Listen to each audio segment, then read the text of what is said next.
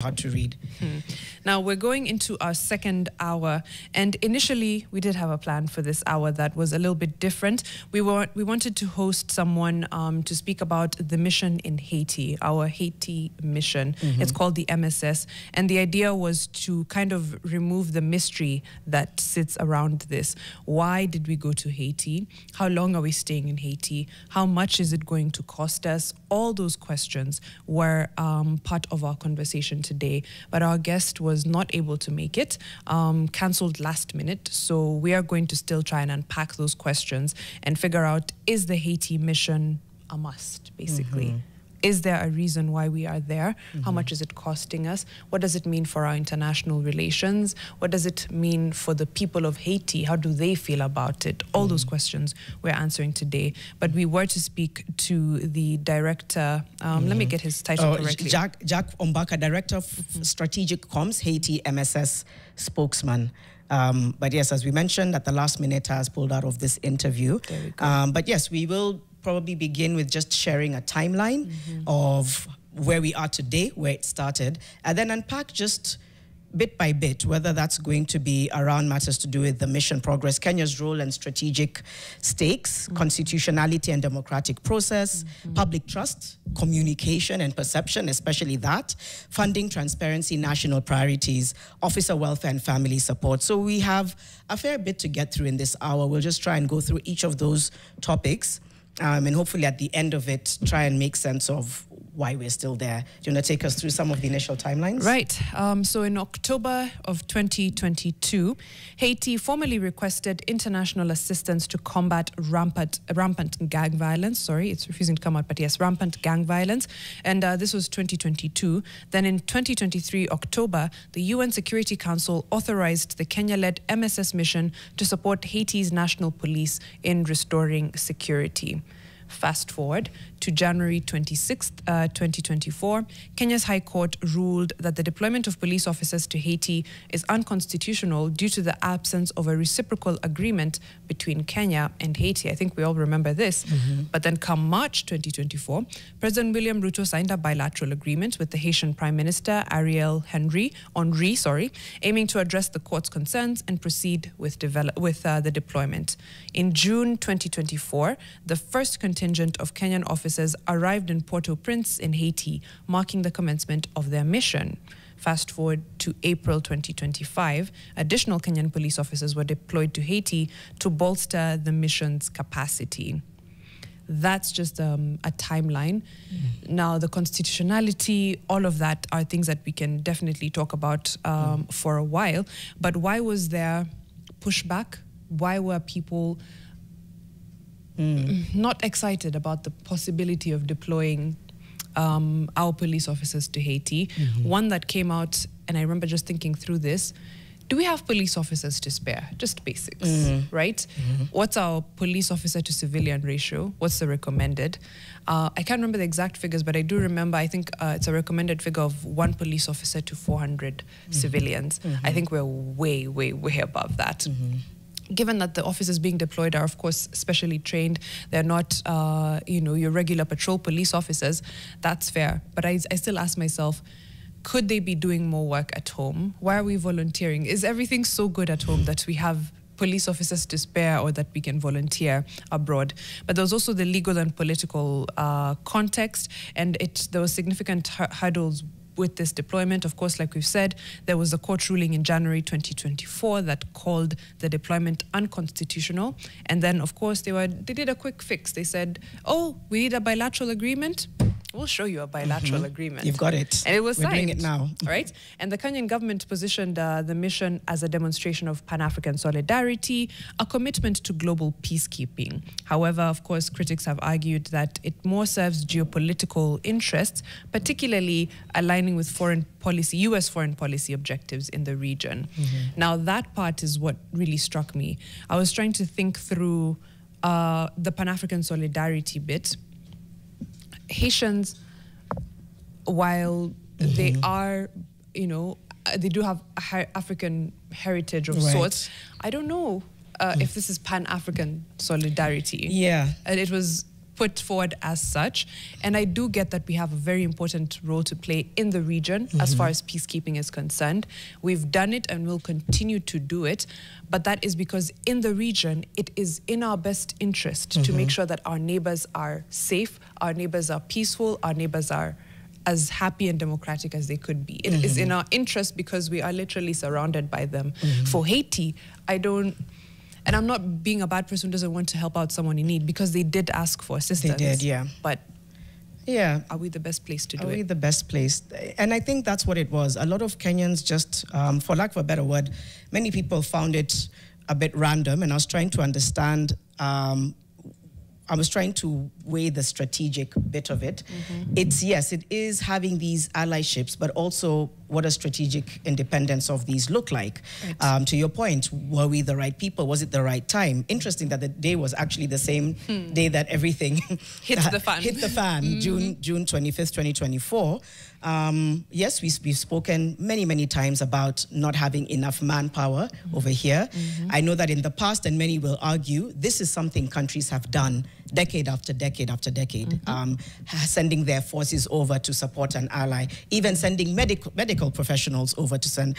But I think the timing, the way in which it was done, and we'll come to that, even the welfare of the folks who are there, which we'll come to later. But I think just coming back to that first point of the why, the was it necessary, the are we the right people? Many will argue, I don't think so. X on all of the above, but we're there now. So the status, what is the status of what's happening with the officers? What are they saying? It's such a myriad of complex issues with what's happening in Haiti. It is absolutely and utterly heartbreaking for the average Haitian in terms of what's happening, not being able to move through your city safely. And yes, there is that bit of, that's what they were going there to help with as officers. I just, and now, by the way, and we'll come to it later, they're saying, we are bearing the brunt of everything. We're doing all the heavy lifting. That's their words. We are doing the heavy lifting. We'll come back and understand and unpack what heavy lifting is. Yeah. But yeah, just drawing from that thread of yours, Mariam, of why was it us that needed to be there? Great. Are we the best equipped people? Are the funds necessary for what's going out and that kind of thing? Right. I want to try, because again, we were meant to have Jack Ombaka, who is the Director for Strategic Communications and the Haiti MSS spokesperson. We were to have him on ground today to answer some of these questions. So in his absence, we will try our best to fill in those gaps and just go through all those things that Janet has mentioned. And as we were prepping for this, some of the questions we had wanted to ask were, of course, like you said, around the deployment, was it necessary, all of that. But the big question is it necessary that we help a country that is thousands of miles away? What moral obligation or what strategic interests does Kenya have in Haiti to help out? That was my first question. Right. That would have been very helpful to know. And then if you just look at some data, Kenya's deployment hasn't shifted the balance of power. Gangs still control 85% of Port-au-Prince, and security for ordinary Haitians, as you've just mentioned, remains dire. And so this sort of like rhetoric of stabilization, I think it masks the reality, because the reality is that 85% of gangs still control. I think our officers are, what, 400? 300, yeah, 400? I think it's about 400 now. But the first contingent was 400. Then I think about 200 or 300 so joined them, yes. So the operation seems stalled. And again, just as Mariam has given a very important disclaimer, this is what we were hoping to clarify. But if you look at that number of 85% against a certain, it's a stalled, it can be perceived as a stalled operation, which is why, and we'll come to it later, they themselves, the Kenyans who've been deployed, are saying, we are doing all the heavy lifting. Right. Yeah, so... question, next question. What's the mission mandate? It's been called a peacekeeping mission. My understanding of peacekeeping missions is that they're not as aggressive and intrusive as what I'm seeing our police officers do in Haiti, going mano a mano with a gang. So is it a peacekeeping mission, a policing mission, a counter-insurgency effort? Because I'm not a security expert, but I think all those things have very, very different modes of operation and ways in which they're carried out. a peacekeeping mission is not the same as a policing mission, is not the same as a counterinsurgency effort, right? So then what exactly was the mission for our young men in Haiti? And they're saying now they're bearing the burden, meaning you were told you're coming to do X, Y, Z, and the job kwa ground is very, very different. It's like, tuliangalia JD, kasema, be at work by this time, do this, do that, do that. Now you're finding yourself doing your job, the next person's job, the other person's job. With late payments. Which we will come to their welfare. This is not, again, this is not us. This is the officers saying. And it's what you've said. Is it a self-determined thing from Kenya, or is it externally orchestrated? The reason, the why. That bit of externally orchestrated, I think, again, is where some people feel like, whose mission is this? Essentially. Yeah, but I think you're breaking it down well, Mariam. So you talked about mission. Before we move on to mission, you want to mention something else? No, continue. What's the mission? What is the clear mission? Is it a peacekeeping mission, a policing mission, a counterinsurgency mission? And in that same thread, what's the chain of command? Because we've received money for this from the UN and the United States, if I'm not wrong. I would love, I think so, yes. We have received money. Who then is in charge of the mission? What's the chain of command? Our officers in Haiti will have their chain of command because you go there with your seniors, that's a clear structure. Who are you taking orders from? Are you taking orders from, it's a UN-led mission? Are you taking orders from them? The US has put money into it. Are there orders coming from them? What does that say to our sovereignty? We're on foreign land taking orders from foreign people, foreign bodies, I have so many, and again, it would have been really nice to get answers to these, but we'll try our best to thread who is in charge of this mission. And then let's go, as we're continuing to thread, it's Mariam who likes saying we're pulling on the thread. Even as we say who is in charge, let's talk about the constitutionality of it. It was overridden, and I'll kind of highlight this. The deployment proceeded despite a clear High Court ruling declaring it unconstitutional. The government's then sort of like retroactive justification was through a bilateral agreement, which Mariam spoke to. It's like, wait, Basi will sign. We'll sign so that it's legal. But it was an unelected Haitian leader, right, at the time. It was, yes. It's a disregard for judicial authority. So from the onset, I think, trying to sanitize it in the form of a bilateral agreement with somebody who was unelected, I think it already set the precedent. So when we come all the way back to who are you taking orders from, I'm willing to bet, and I don't think they're allowed to say, I'm willing to bet they're just like, we wish we could tell you. Hapa, what is the chain of command? Because for sure, you're collaborating, of course, with Haitian forces on the ground. That's fine. And you have your own internal structures. That's fine. But where are the orders coming from? Who says, today we're going to neighborhood X, and this is our mission. We're dealing with this gang leader. We're trying to... Who says that? Who says, who says what? Later on, we'll be highlighting, remember Benedict Kabiro Kuria was the officer who died. And then later on, there was sort of like a push to try and find out the welfare. We can also speak to, sorry, he went missing. My apologies for that. He went missing. And then now we can also speak to, we'll come to that. We're just trying to thread so that towards the end, we can now speak to the welfare of the officers. What is it that they've been saying? I've mentioned it a few times already. If they're saying that we are doing the heavy lifting, what are they speaking to? They've talked about their welfare. They've talked about delayed payments and all of that. So there's already a sense of frustration. We want to come to that just as we continue to set the context for what has happened thus far. Hidden financial burden. Right. The mission is said to be underfunded. Only 85 million of the required 600 million has been pledged. There still remains, and like I said, I wish we could ask Mr. Ombaka, the public transparency in the public accounting. It remains unclear how much of Kenyan taxpayers are indirectly financing this deployment, while domestic sectors like health and education remain under-resourced. Again, hopefully, it would have been a great opportunity to find out from Mr. Ombaka to just lay bare, because that has been one of the concerns, is how much is it his taxpayers' money, and where could that have gone?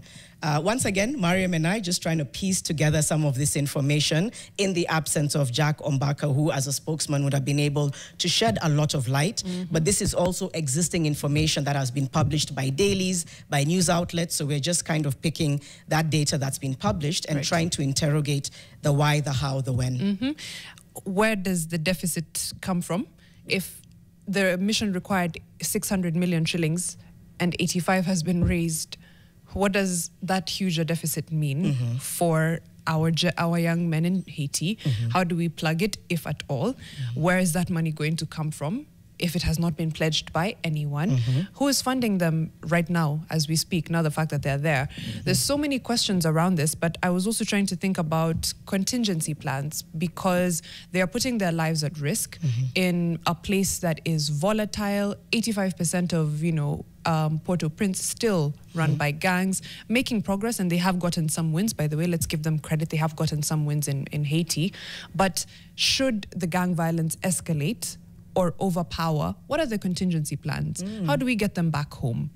That's a very good point. Given that it's 85%, then that's a good point. Just going back a little bit about Benedict Kabiru, a Kenyan police officer deployed under MSS, was reported missing following the gang ambush on the 24th of March. The Haitian Presidential Transitional Council later announced his death during an anti-gang operation, yet his body remains uncovered. So yeah, I think it's important. Missing until we know, but they say that he's dead, but the family is just like, we can't bury our loved one, if at all he's dead, or if he's just at large, if he's missing, so to speak. The questions continue. The questions continue. So where were we? We've talked about the constitution overridden, hidden financial burden. You've asked, what's the contingency, given that 85% is controlled by gangs, if at all? How do we get them out, if need be? Is there a plan, an evacuation plan, a getting them back to safety plan? These are questions that, again, would have loved to get answers from Jack Ombaka, but should have ideally been asked before the deployment. And I'm hoping, trusting, that they were asked and that there's contingencies in place. But when you say that your mission needed 600, you only have 85, you were meant to go at this time, it didn't happen, it was declared unconstitutional, then it's very unlikely that the nitty-gritties of a contingency plan were dealt with. Absolutely. Very similar to what you've said. The mission, it lacked parliamentary debate. Correct me if I'm wrong. I stand to be corrected, but I don't think there was parliamentary debate. Public input. I don't know that there was public input. I'm also trying to see at what point, when it comes to matters, foreign relations, etc., where is the room for public input? Setting a precedent for executive-led foreign deployments, etc., but exposing kind of like that democratic gap in Kenya's international military decision-making. Right. And again, we are good to our neighbors. It is in our interest that our neighbors are safe and peaceful and democratic. Absolutely get that. Haiti, it's hard to see the correlation, right? Especially when we have so many issues at home. But President Ruto went to Haiti and spoke there about the mission. Let's hear from him. Perhaps maybe we'll get a different perspective on the importance of this mission. Let's have a listen. I have been briefed on what has happened ever since you stepped in the Haitian soil. I have been briefed about the progress that has been made around the airport. I have also gotten an elaborate brief on what is happening at the National Police Academy, where we now have recruits being trained, a facility that wasn't working before.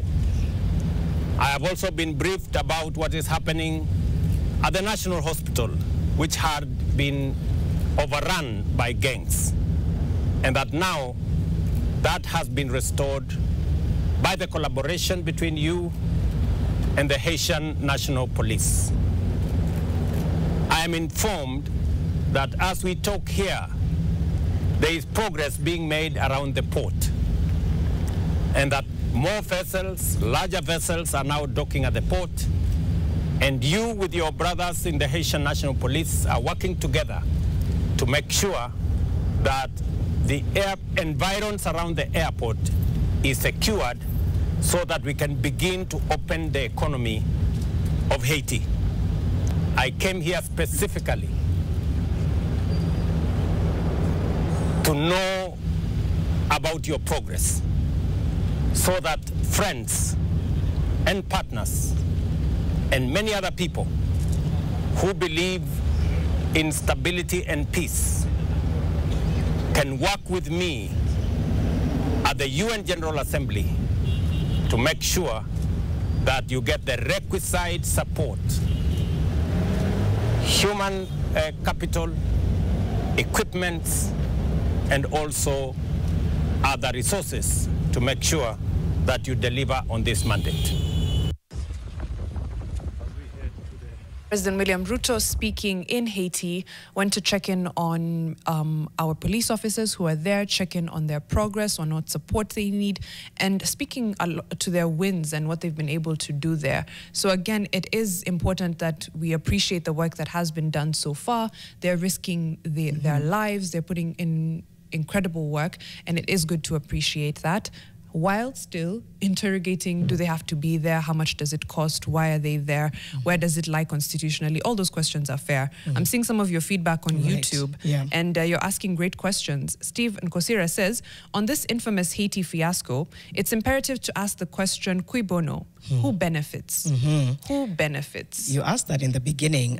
Still, Mike the One. Kenyan police being in Haiti lacked some legality when they bypassed parliamentary approval. This questions the constitutionality of the process, which we just spoke to. I think that's something that came up, is that it just bypassed that. My Prince, US says the current Haiti strategy isn't working. OAS will take over from Kenya. Again, if it's not something that's been reported or verified, we're reading these as comments and questions and thoughts and information that people have. Jeremy Mutuma, I wish I could get more details on how Haiti's mission success looks like. And you just spoke to it in terms of, what does the success look like? I think about the 85% still being under gang control. And so what is the success under that? Right. And to reiterate something very important you said, Mariam, I think we are looking out for our police officers. It's probably one of the most dangerous missions, one might say, which is why, like I said, later on, we will speak to just kind of like their welfare. We heard President Ruto talking about they have, equipment, etc. Contrary to that, though, some of them have complained that it isn't working as effectively, and so on and so forth. We'll try and get those specific bites that they've said, because this is coming directly from the police officers. But yeah, there is general worry about them, about their welfare. They're our brothers. They're out there in the front lines in a country which is ridden by gangs, in an area that's ridden with gangs. It just can't be an easy mission. Not at all. The next question for me, and I had alluded to it earlier, the northern Kenya, almost as a whole, the issue of banditry, the fact that we're losing lives there almost on a daily basis, the fact that people are losing their livestock, which is their primary source of income, consistently, right? Again, with issues like that at home, with a femicide crisis, with abductions, with insecurity, with all of that going on, should we be in Haiti? And this is not to say that you can't help or, lend a hand to a neighbor who is in need just because you have your own things going on. Absolutely not. But it's good to think about who this mission benefits and if it is critical for us to be there. A lot of people have spoken to the insecurity in the northern parts of Kenya consistently, and they've said, genuinely, we feel abandoned. You go to some parts of Kenya and they tell you, umetoka Kenya. And you're like, huh? I thought I was still within, because that's how they feel. And you wonder who benefits from those places being that insecure, why we don't deploy enough officers, or what systemic issues exist there that allow for banditry and cattle rustling to continue, Then you're like, okay, but we can deploy them to Haiti. To Haiti, the kind of like the prioritization of protecting foreign nations and sort of neglecting quote unquote domestic realities.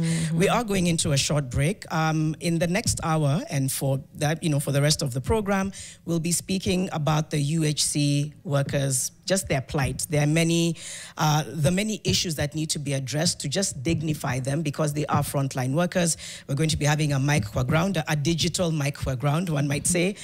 So you can already start sending in your thoughts and questions on that. But after this break, we'll continue just trying to thread Kenya's mission Yeah, yes, it's digital combined with ground.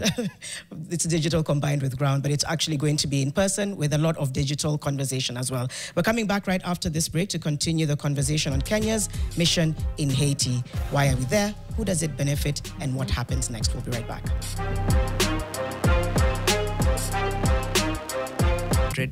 I know I want to get into a little bit of feedback, but if you're just joining us, we were to have Jack Ombaka, who is the Director for Strategic Comms for the Haiti MSS mission. He unfortunately cancelled on us. We are trying to answer the questions that we would have posed to him in his absence around the mission's viability. Was it necessary? How much is being spent on it? Where is that money coming from? How are our officers doing there? Who's taking care of their welfare? Do the Haitian people want us there? All those questions that we would have ideally gotten answers from, but we'll just try and thread it as best we can, to just get to the bottom of this mission. Of this mission. If you want to also participate, you can call us. You can see the number on the screen, 0719-038-858. You might have any thoughts, any contributions. A lot of you are still talking to us on social media. There's comments coming in on YouTube. You can share them on Facebook, Instagram, all of our digital platforms. So yeah, Robinson Kisero on YouTube. Could someone come and tell us the situation of our police force in Haiti? How much do we contribute this far as a country, yet our critical sectors like health and education are seriously crumbling? We alluded to that. Oh, you mean like a spokesperson? Yes. Do you mean like a spokesperson? That would have been nice. I wish we had thought of having a spokesperson. Yeah, it would have, that was the plan, ladies and gents. But yes, Robinson Kisero, that was the plan, as we've mentioned, was to have him in studio. Again, just going back to Jeremy Mutuma, just wishing that they could get more details on Haiti's mission and what the success looks like. So on and so forth. A lot of you are already just giving your input and your thoughts on whether we need to be in Haiti now that we're there, what is coming out of it, how much is being spent. Mariam asked a very critical question, do they want us there?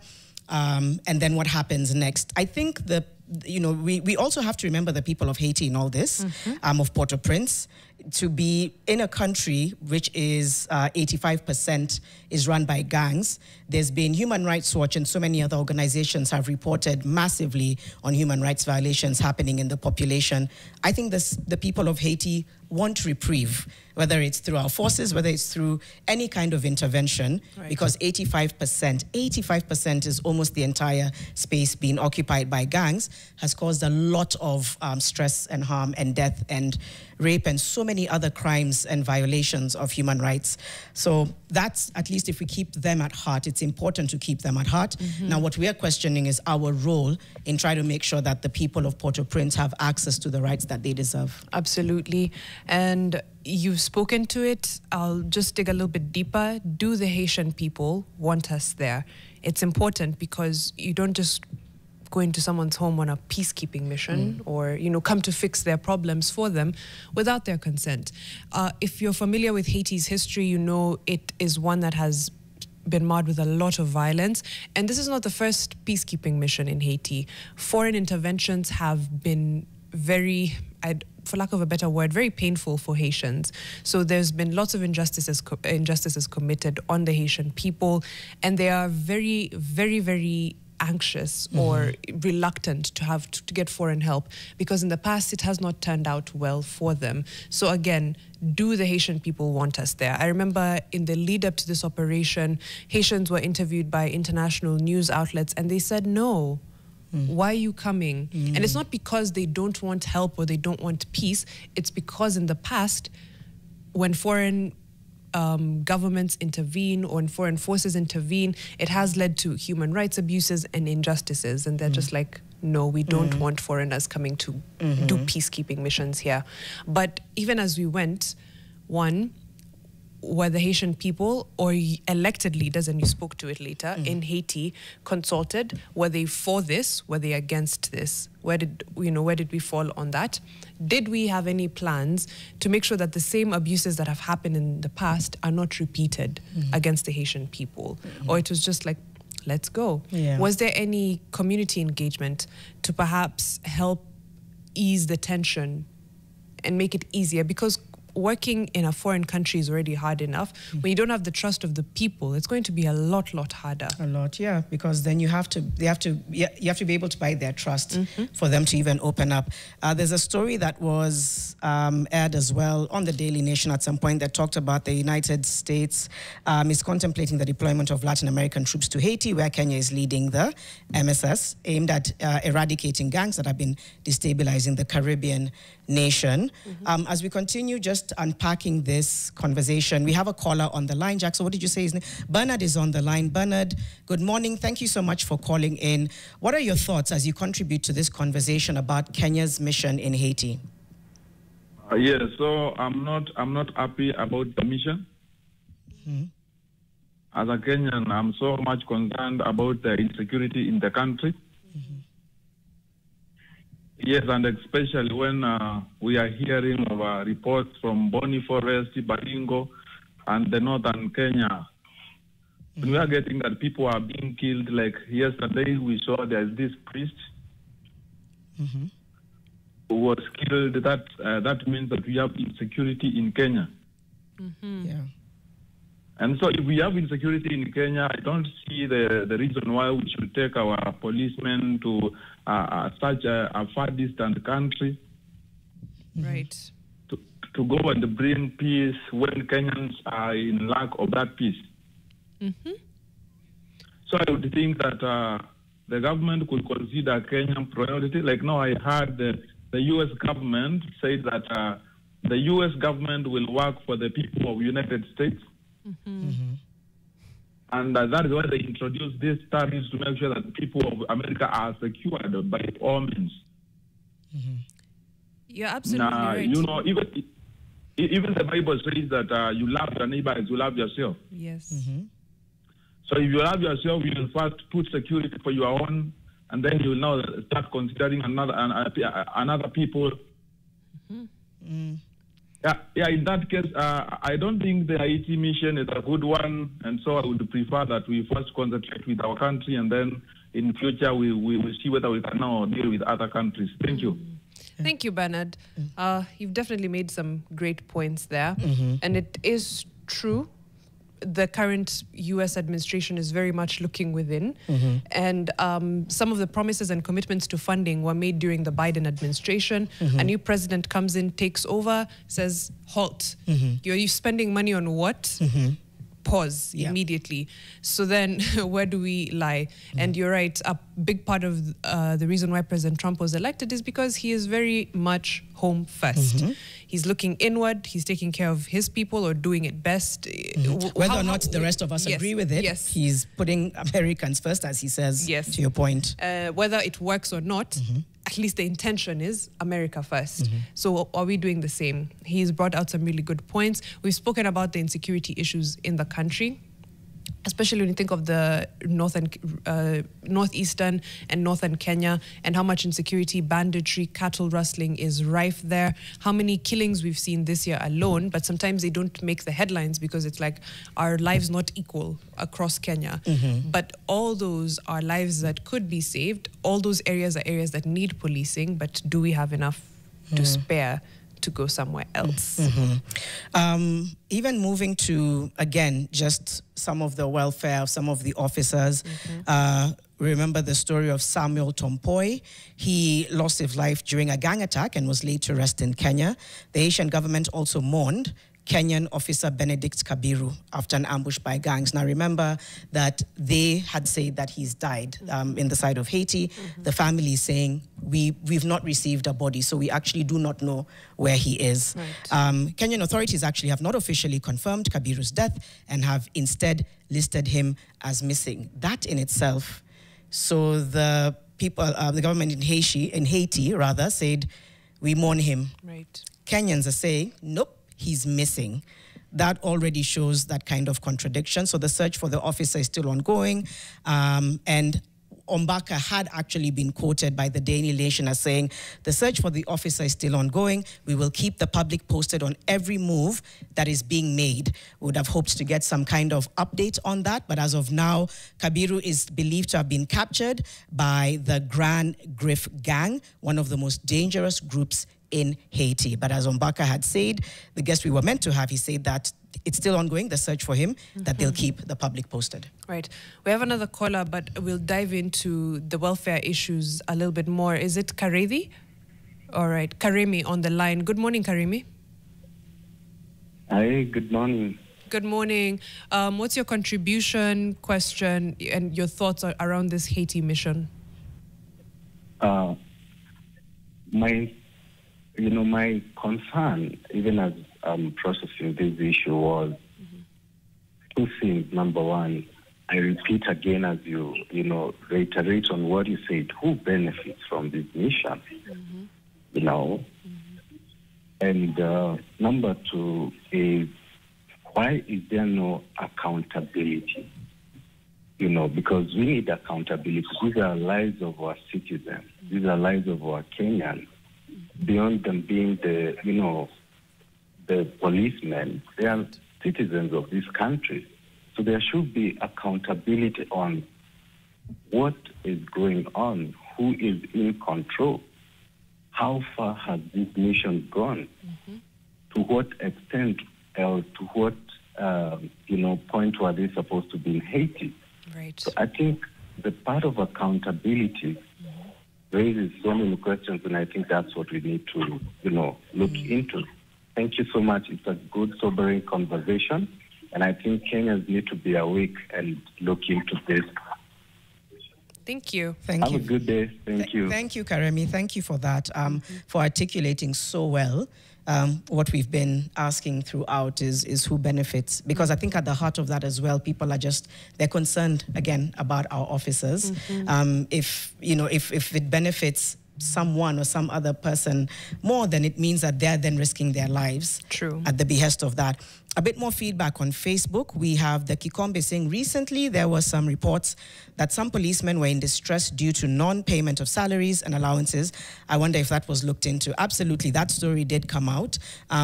We would have hoped to get a follow-up, but as of now, that is what the officers are saying.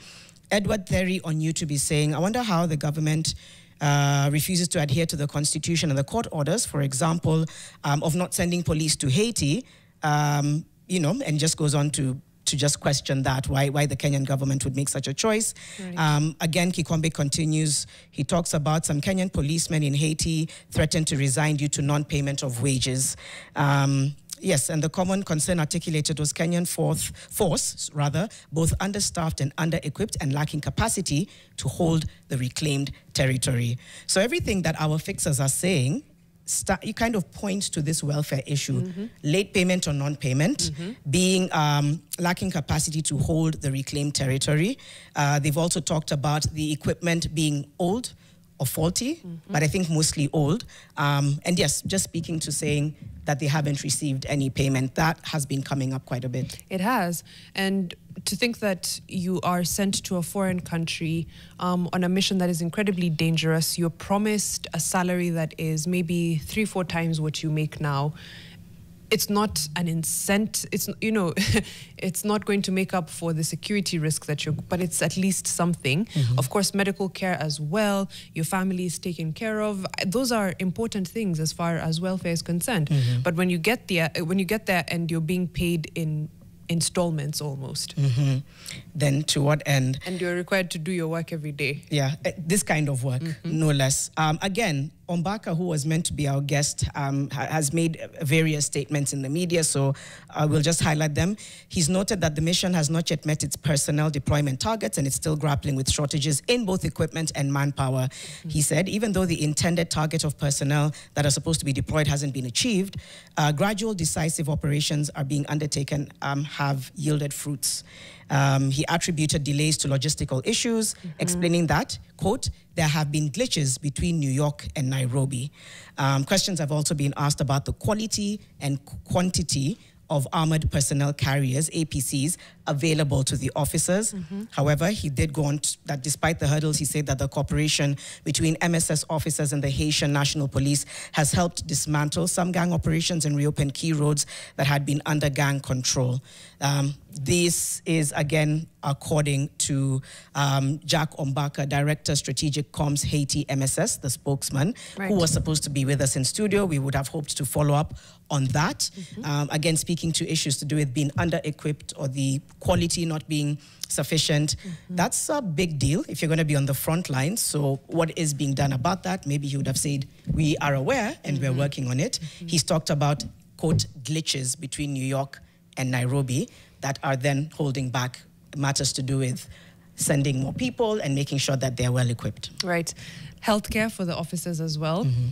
There was the issue of the kind of medical care that they're getting. And then we recently signed, and we covered this on Fixing the Nation, an MOU, a medical evacuation agreement, not an MOU, to address healthcare needs. So Kenya and the Dominican Republic signed an agreement in May 2025 to facilitate medical evacuation and treatment for injured officers. That would also be something that we would like to get a little bit more insight on.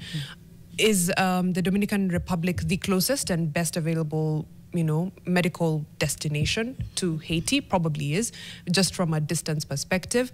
Then what are the terms of this medical evacuation agreement?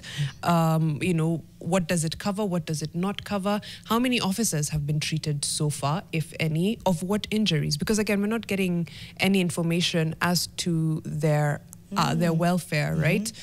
We don't know, because we know when someone is missing, when someone has passed. Other than that, we don't know if anyone has encountered any injuries on the job. We don't know if they're getting any other psychosocial support while on the job. We don't know the terms of this medical agreement, but it's something hopefully that we can get more insight into. So a big issue is transparency, accountability. Why don't we know all the details of this? Why are we the ones who seem to be bearing the brunt of this international mission? It's UN-led, so why are Kenyan officers looking like they're on the front line? Are they on the front line? Come, when you're a duty bearer, that's your job, to come and tell us, no, we're not disproportionately, or we are, but this is why we are best placed. Those are the questions it would be nice to get answers to. Yeah, and to your point, Mariam, there seems to be, and maybe there's a legality to this that I don't want to estimate, but there's a lot of it that's been shrouded in unknowns, even to your point, just the welfare of the officers, how they live, where they are, whether they are getting the psychosocial support. No doubt for the mental health that they do need that psychosocial support. It cannot be, and this really just goes across the board to any security personnel globally. But if we're coming back home, that should be something that is prioritized, is their mental health and their welfare. Putting your life on the line, risking it, having left your family behind, etc. A lot of the trauma and violence that's been experienced, but it is being shrouded in a lot of unknowns. It would be absolutely imperative to hear from those who are affected. The first 400 there's 400 that are supposed to be coming back any day now, right? I believe. Are, yes. Yeah, some that 400, are meant to be coming back. There's 400 officers that are meant to be coming back to Kenya. Again, would have been great to understand what the plans are for that and to just better understand, they're coming and others are being sent. What does that mean? What does that look like? The why? And then maybe also understand from those who are supposed to come back just what it is that they experience and how they feel about the mission. They're at the front lines, they would know. But yes, the first batch of 400 Kenyan police officers deployed to Haiti expected to return home in June. So any day now, and that's after serving a year under the multinational security support mission. So they're supposed to return in June, the 400 officers. So maybe then we will get more answers. Are they coming back well? One. Are they coming back having been paid their full wages, allowances, everything? Or is it the government owes you as you're coming back? Are they receiving psychosocial support? Because fighting gangs is no easy feat. It takes a toll on you physically. It takes a toll on you mentally. Are they receiving healthcare?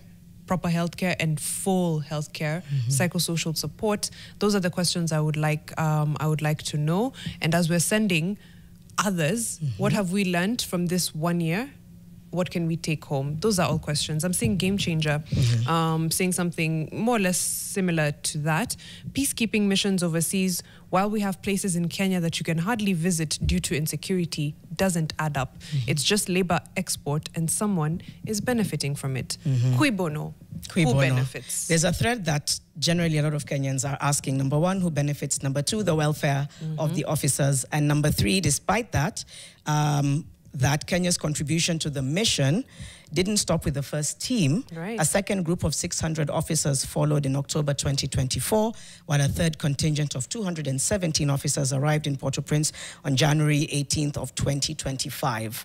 So then even as we received the first 400, it seems like we're still keeping the mission alive. At what cost and at whose cost is the question that we would have no doubt hoped to have gotten answers to, but perhaps at another time, if we are able to host Mr. Ombaka, then maybe we'll get more clarity or a phone link with some of those who might have proximity to the matter. Yes. I think Kenyans deserve answers. We are looking out for them, the officers, and just want to understand the role in this bigger issue of the insecurity in Haiti. That's right. Yes, and another group that we want to learn their welfare, Mariam. The other group that matters a lot. UHC workers, we're getting into a micro ground with UHC workers. What has it looked like for them? What have the last 5 years looked like from being called to duty at the most dangerous of times and being frontline workers when the country needed them the most, to the country more or less abandoning them after? It's like, oh, COVID isn't such a big deal anymore, kaini nyumbani. Then being switched again or sent or ping-ponged between national government and county government. Oh no, you know, health is a devolved function. This part of health is devolved. No. That kind of money, 4.2 billion shillings, counties don't have it. You have to go back to the national government. What is the answer? And there's, of course, updates as far as they are concerned.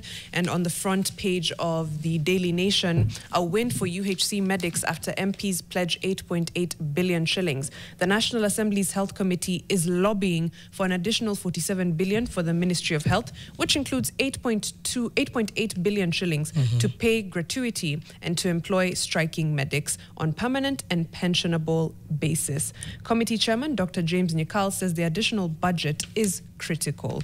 They are lobbying.